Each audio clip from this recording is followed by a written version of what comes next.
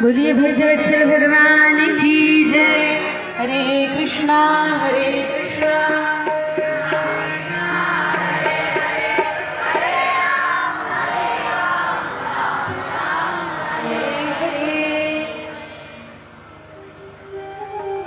विश्वामित्र जी बड़े प्रसन्न होकर, खूब प्रसन्न होकर आगे बढ़े। तो ताड़का का अविद्या का भगवान ने उद्धार कर दिया, परम पद प्रदान कर दिया। अब ऋषि इतने प्रसन्न हो गए, इतने प्रसन्न हो गए। देखिए वशिष्ठ जी ने कहा था, दशरथ जी आप इनको जाने तो दीजिए, विश्वामित्र जी से ही इन्हें अस्त्र शस्त्रों का ज्ञान होगा, कल्याण तो होगा ही। कई विद्याएं जो मैंने नहीं दी हैं, क्योंकि वशिष्ठ जी के आश्रम में भगवान पढ़े हैं ना बचपन में गुरुकुल में, तो जो विद्याएं मैंने नहीं दी हैं वे भी कौन देंगे? तो कहा विश्वामित्र जी देंगे। अब विश्वामित्र जी ने कौन सी विद्याएं दी हैं? क्या विद्या दी है विश्वामित्र जी ने? तो कहा कि विश्वामित्र जी ने देखा कि भगवान तो ज्ञान के विज्ञान के भंडार हैं, लेकिन फिर भी सेवा के रूप में इन्हें मैं ऐसी विद्या देता हूँ जिससे न भूख लगेगी न प्यास लगेगी, और सभी अस्त्र शस्त्रों का ज्ञान, सर्वज्ञानी प्रभु को अस्त्र शस्त्रों का ज्ञान विश्वामित्र जी दे रहे हैं। तब ऋषि निज नाथ ही जिय चीन्ही, विद्या निधि कहो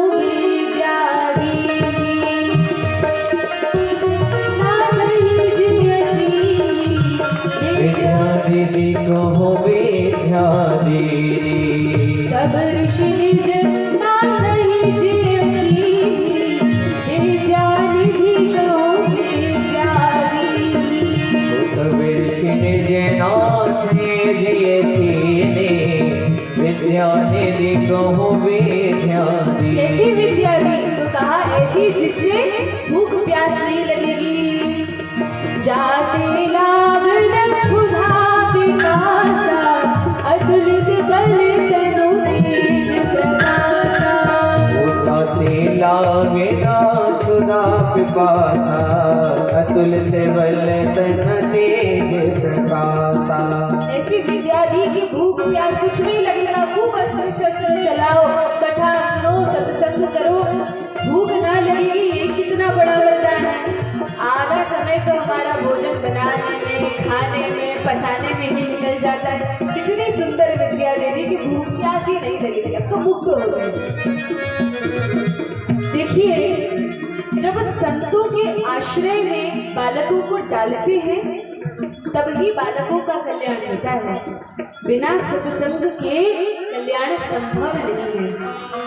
दशरथ जी ने तो सहर्ष अपने बालकों को विश्वामित्र जी के हाथों में दे दिया, लेकिन कलयुग की ऐसी स्थिति है कि माता पिता बच्चों को संस्कार देते नहीं, और फिर जब ये बच्चे बड़े हो जाते हैं तो रोते हैं कि बच्चे हमारी बात मानते नहीं। अरे भैया तुमने संस्कार ही नहीं दिए, बात कहाँ से मानेंगे? यदि आप संस्कार देते तो बच्चे बड़े होकर बात मानते। वर्णित है, अभी अभी आप लोगों ने सुना, जैसे ही विश्वामित्र जी आए तो क्या किया दशरथ जी ने? चरणों में बालकों को लेटा दिया, प्रणाम करो। सुंदर शिक्षा दे रहे हैं, संस्कार दे रहे हैं। बच्चों से कहना अवश्य पड़ता है, ऐसा नहीं कि उन्हें स्वयं ही पता है क्या करना है, बताना पड़ता है ऐसा करो। लेकिन जब एक बार बताएंगे, दो बार बताएंगे, तीसरी बार बालक अपने आप करेगा, तभी तो संस्कार जाएंगे। लेकिन कलयुग की स्थिति बड़ी विकट है। कैसी स्थिति है कलयुग की? महाभारत में एक बड़ी सुंदर बात आती है। एक बड़ी सुंदर छोटा सा कथा प्रसंग है महाभारत का। वर्णन आता है, एक बार युधिष्ठिर महाराज ध्यान लगाकर बैठे हुए थे। जब युधिष्ठिर जी ध्यान करते हुए अपने कक्ष में बैठे थे तो उन्होंने अपने सभी भाइयों से कह दिया था। कौन कौन से भाई हैं युधिष्ठिर जी के? जल्दी जल्दी नाम बताइए।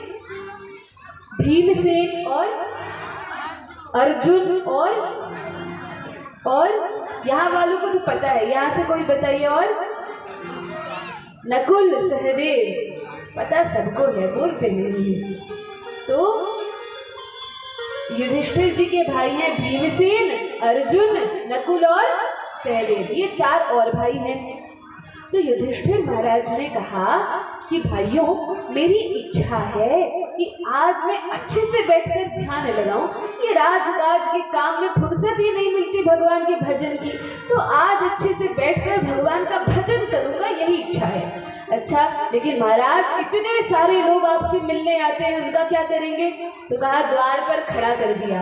अब अनेक द्वार थे, एक एक द्वार पर खड़ा कर दिया। एक द्वार पर भीमसेन को, फिर आगे वाले पे अर्जुन को, फिर उसके आगे सहदेव को, और सबसे अंतिम द्वार पर जो मुख्य गेट था वहां नकुल को खड़ा कर दिया, नकुल सहदेव खड़ा कर दिया। अब कहा कोई भी आए तो तुम लोग ही निपट लेना, जो भी समस्या हो उसका समाधान कर देना, ताकि हम कल देखेंगे, लेकिन आज तो प्रभु का भजन करेंगे सब छोड़कर। ठीक है भैया, आप चिंता मत करो।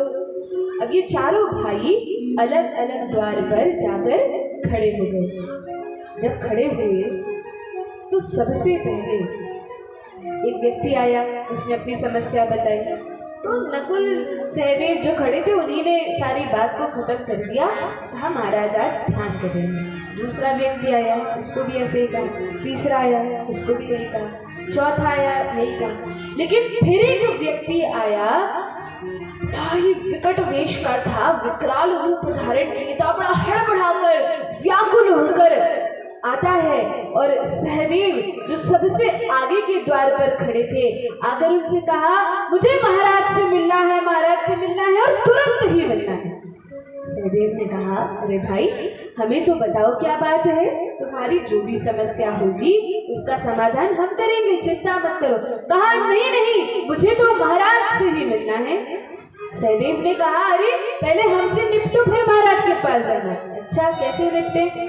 तो उस व्यक्ति ने कहा ठीक है, हम आपको एक पहेली बताते हैं, एक प्रश्न छोड़ते हैं। यदि उस प्रश्न का उत्तर आपने दे दिया तो ठीक है, यदि नहीं दे पाए तो हमें महाराज से मिलने के लिए आगे जाने देना। सहदेव ने कहा ठीक है, बताओ क्या प्रश्न है। तो इस व्यक्ति ने कहा कि मैंने एक बार देखा कि एक खेत है। क्या है? खेत। खेत जानते हैं ना, खेत खलिहान। एक खेत है और खेत में अनाज लगा है। देखें, मैंने अपनी आंखों से देखा। क्या देखा भाई, बताओ तो सही। मैंने देखा कि खेत की बागड़ होती है। बागड़ होती है ना, बाउंड्री। तो खेत की बाउंड्री होती है। क्यों होती है? क्यों बनाते हैं खेत में बाउंड्री?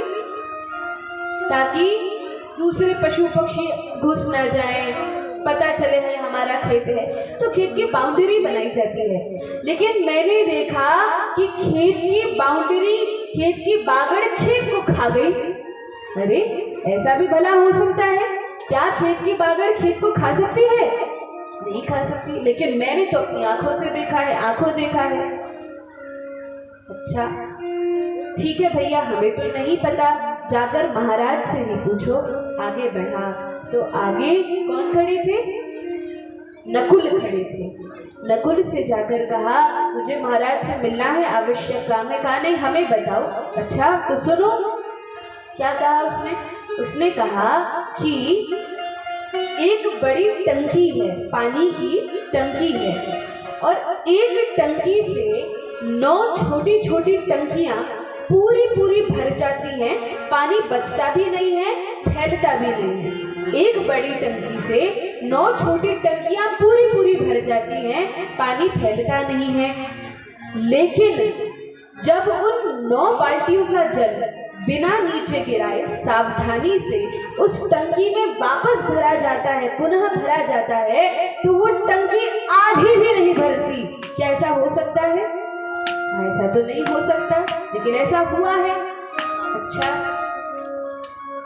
फिर आगे गए तीसरे द्वार पर। तीसरे द्वार पर कौन खड़ा था? कौन खड़ा था? अर्जुन खड़े थे। अर्जुन से जाकर कहा कि मैंने देखा एक गाय है और गाय ने बछड़ी को जन्म दिया, बछिया को जन्म दिया। और जन्म देते ही गाय क्या करती है, आप लोग बताइए। गाय क्या करती है? चाटती है। अच्छा, किस किस ने देखा है चाटते हुए? सबने देखा है, हमने नहीं देखा। कभी बच्चिया जन्म दे तो हमें बुलाइएगा, हम भी देखेंगे। तो गाय ने बच्चिया को जन्म दिया और जन्म देते ही चाटा। लेकिन चाटती क्यों है? प्रेम से चाटती है ताकि उसका जो रक्तमल है उसको साफ करती है। लेकिन इस गाय ने बच्चिया को इतना चाटा, इतना चाटा, इतना चाटा कि बच्चिया की खाल निकल गई और वो मर गई। कहा, अरे ऐसा तो हो ही नहीं सकता, क्योंकि गाय तो वत्सला कहलाती है। क्या कहलाती है? वत्सला, जो अपने वत्स को, अपने बछड़े को, अपनी बच्चिया को बहुत प्रेम करती है। गाय वत्सला कहलाती है, वो अपनी बच्चिया को कभी नहीं मार सकती। लेकिन कहा कि मैंने अपनी आंखों से देखा कि उसने बच्चिया को मार दिया। इतना प्यार किया कि बेचारी मर गई। अच्छा, हमें नहीं पता, जाकर महाराज से पूछो। और आगे गए तो आगे कौन खड़े थे? कौन खड़े थे? भीमसेन खड़े थे। और भीमसेन कैसे हैं? बड़े बलिष्ठ हैं, लंबे चौड़े मोटे ताजे हट्टे कट्टे भीमसेन खड़े हैं। भीम को देखते ही उसे हाथी की याद आ गई।